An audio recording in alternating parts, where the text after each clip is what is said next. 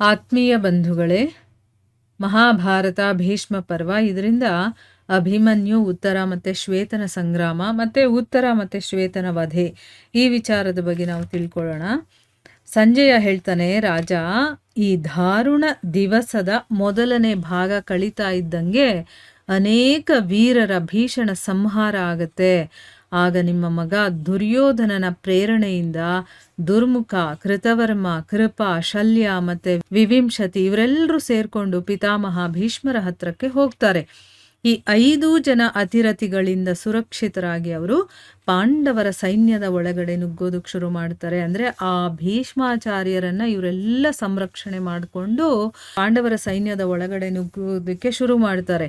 ಇದನ್ನ ನೋಡಿದ ತಕ್ಷಣ ಕೋಪ ಮಾಡ್ಕೊಂಡಂತ ಅಭಿಮನ್ಯು ಏನ್ ಮಾಡ್ತಾನೆ, ತಮ್ಮ ರಥದಲ್ಲಿ ಕೂತಿರುವಂತಹ ಭೀಷ್ಮರು ಮತ್ತೆ ಆ 5 ಮಹಾರಥಿಗಳ ಮುಂದೆ ಬಂದು ನಿಂತ್ಕೊಳ್ತಾನೆ. ಅವನು ಒಂದು ತೀಕ್ಷ್ಣವಾಗಿರುವ ಅಂದ್ರೆ ಚೂಪಾಗಿರುವಂತಹ ಬಾಣದಿಂದ ಭೀಷ್ಮರ ಧ್ವಜವನ್ನ ಕತ್ತರಿಸ್ತಾನೆ ಮತ್ತು ಅವ್ರ ಜೊತೆ ಎಲ್ಲ ಯುದ್ಧವನ್ನ ಪ್ರಾರಂಭ ಮಾಡ್ತಾನೆ. ಅವನು ಕೃತವರ್ಮನಿಗೆ 1, ಶಲ್ಯನಿಗೆ 5 ಮತ್ತೆ ಪಿತಾಮಹರಿಗೆ 9 ಬಾಣಗಳನ್ನ ಬಿಡ್ತಾನೆ. ಆಮೇಲೆ ಒಂದು ಬಾಗಿರುವಂತಹ ತುದಿ ಇರುವಂತಹ ಬಾಣದಿಂದ ದುರ್ಮುಖನ ಸಾರಥಿಯ ತಲೆಯನ್ನ ದೇಹದಿಂದ ಬೇರ್ಪಡಿಸ್ತಾನೆ. ಮತ್ತೆ ಒಂದು ಬಾಣದಿಂದ ಕೃಪಾಚಾರ್ಯರ ಧನಸ್ಸನ್ನ ಕತ್ತರಿಸ್ತಾನೆ. ಈ ರೀತಿ ರಣಭೂಮಿಯಲ್ಲಿ ನೃತ್ಯವನ್ನ ಮಾಡೋ ಹಾಗೆ ಅವನು ಬಹಳ ತೀಕ್ಷ್ಣವಾದ ಬಾಣಗಳಿಂದ ಎಲ್ಲ ವೀರರ ಮೇಲೆ ದಾಳಿ ಮಾಡ್ತಾನೆ. ಅವನ ಈ ರೀತಿಯ ಕೈಚಳಕವನ್ನ ನೋಡಿ ದೇವತೆಗಳೂ ಕೂಡ ಪ್ರಸನ್ನರಾಗ್ತಾರೆ. ಮತ್ತೆ ಭೀಷ್ಮಾದಿ ಮತ್ತೆ ಮಹಾರಥಿಗಳು ಕೂಡ ಅವನನ್ನ ಸಾಕ್ಷಾತ್ ಅರ್ಜುನನ ಹಾಗೆ ಅಂತಾನೆ ತಿಳ್ಕೊಳ್ತಾರೆ. ಯಾಕಂದ್ರೆ ಅರ್ಜುನನ ಮಗ, ಅರ್ಜುನ ಎಷ್ಟು ಶಕ್ತಿಶಾಲಿ ಬಲಶಾಲಿನೋ ಅದೇ ರೀತಿ ಇವನು ಕೂಡ ಇದ್ದಾನೆ, ಇವನು ಸಾಕ್ಷಾತ್ ಅರ್ಜುನನ ಹಾಗೆ ಅಂತ ಅವರು ತಿಳ್ಕೊಳ್ತಾರೆ.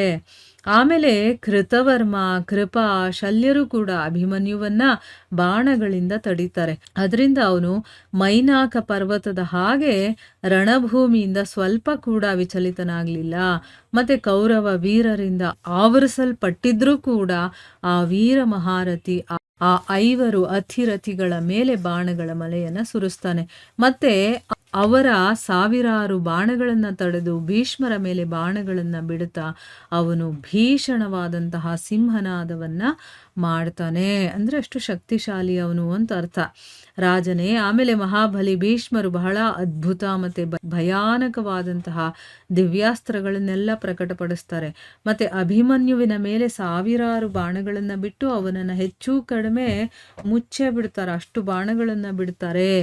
ಇದು ಅವರ ಬಹಳ ಅದ್ಭುತವಾದಂತಹ ವ್ಯಾಪಾರದ ಹಾಗಾಯ್ತು.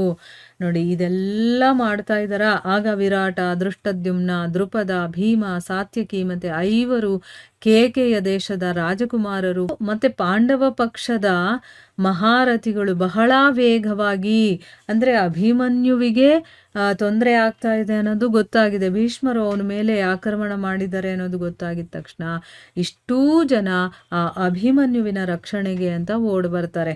ಯಾವಾಗ ಅವರು ಆಕ್ರಮಣವನ್ನ ಮಾಡ್ತಾರೋ ಆಗ ಶಾಂತನು ನಂದನಾದಂತಹ ಭೀಷ್ಮ ಪಾಂಚಾಲ ರಾಜ ದೃಪದನಿಗೆ 3 ಮತ್ತೆ ಸಾತ್ಯಕಿಗೆ 9 ಬಾಣಗಳನ್ನ ಹೊಡಿತಾನೆ.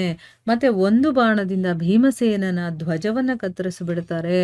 ಆಗ ಭೀಮಸೇನನು 3 ಬಾಣಗಳಿಂದ ಭೀಷ್ಮರನ್ನ ಮತ್ತೆ 1 ಬಾಣದಿಂದ ಕೃಪಾಚಾರ್ಯರನ್ನ ಮತ್ತೆ 8 ಬಾಣಗಳಿಂದ ಕೃತವರ್ಮರನ್ನ ತಡಿತಾನೆ. ಹೀಗೆ ಒಬ್ಬೊಬ್ರು ಬಂದು ಅವನಿಗೆ ಸಹಾಯ ಮಾಡೋದಕ್ಕೆ ಶುರು ಮಾಡ್ತಾರೆ. ರಾಜ ವಿರಾಟನ ಮಗ ಉತ್ತರ ಆನೆಯ ಮೇಲೆ ಹತ್ತಿ ಬಹಳ ವೇಗದಿಂದ ಶಲ್ಯನ ಮೇಲೆ ದಾಳಿ ಮಾಡ್ತಾನೆ. ಆನೆ ತನ್ನ ರಥದ ಕಡೆ ಬಹಳ ವೇಗವಾಗಿ ಬರ್ತಾ ಇರುವುದನ್ನ ನೋಡಿ ಮದ್ರರಾಜ ಶಲ್ಯ ಬಾಣಗಳ ಮೂಲಕ ಅದರ ವೇಗವನ್ನ ತಡೀತಾರೆ. ಇದರಿಂದ ಏನಾಯ್ತು, ಆ ಆನೆ ರೊಚ್ಚಿಗೆದ್ದು ಬಿಡುತ್ತೆ. ಮತ್ತೆ ಅದು ರಥದ ಮೇಲೆ ಕಾಲನ್ನ ಇಟ್ಟು ಆ ರಥದ 4 ಕುದುರೆಗಳನ್ನ ಕೊಂದು ಹಾಕುತ್ತೆ. ಕುದುರೆಗಳು ಸತ್ತು ಹೋದ ಮೇಲೆ ಖಾಲಿ ರಥದಲ್ಲೇ ಕೂತಿದ್ದಂತಹ ಶಲ್ಯರು ಉತ್ತರನ ಮೇಲೆ ಒಂದು ಭೀಷಣವಾದಂತಹ ತ್ರಿಶೂಲವನ್ನ ಬಿಡ್ತಾರೆ. ಅದರಿಂದ ಏನಾಯ್ತು, ಉತ್ತರನ ಕವಚ ಕಟ್ ಆಗೋಗುತ್ತೆ, ಅಂದರೆ ಹರಿದೋಗುತ್ತೆ. ಅವನ ಕೈಯಿಂದ ಅಂಕುಶ ಮತ್ತು ತೋಮರೆಗಳೆಲ್ಲ ಬಿದ್ದು ಹೋಗುತ್ತೆ ಮತ್ತು ಅವನು ಅಚೇತನನಾಗಿ ಆನೆಯಿಂದ ಕೆಳಗಡೆ ಬೀಳ್ತಾನೆ. ಅಂದರೆ ಪ್ರಜ್ಞೆನೇ ತಪ್ಪು ಹೋಗುತ್ತೆ ಅವನಿಗೆ, ಆ ರೀತಿ ಆಗೋಗುತ್ತೆ. ಆಮೇಲೆ ಶಲ್ಯ ಕತ್ತಿಯನ್ನು ತಗೊಂಡು ರಥದಿಂದ ಹಾರಿ ಆ ಆನೆಯ ಸೊಂಡಲನ್ನು ಕತ್ತರಿಸ್ಬಿಡ್ತಾನೆ. ಅದರಿಂದ ಏನಾಯಿತು, ಆ ಆನೆ ಭಯಂಕರವಾಗಿ ಚೀರಾಡ್ತಾ ಸತ್ತೇ ಹೋಗುತ್ತೆ. ಈ ಪರಾಕ್ರಮವನ್ನು ನೋಡಿ ರಾಜ ಶಲ್ಯ ಕೃತವರ್ಮನ ರಥದ ಮೇಲೆ ಕೂತ್ಕೊಳ್ತಾನೆ. ನೋಡಿ, ಈ ರೀತಿ ಇಲ್ಲಿ ಯುದ್ಧದ ವರ್ಣನೆಯನ್ನು ಮಾಡ್ತಾ ಇದ್ದಾರೆ. ಮುಂದೇನಾಗುತ್ತೆ ಅಂತ ನಾವು ಮುಂದಿನ ಭಾಗದಲ್ಲಿ ತಿಳ್ಕೊಳ್ಳೋಣ. ಹರೇ ಕೃಷ್ಣ.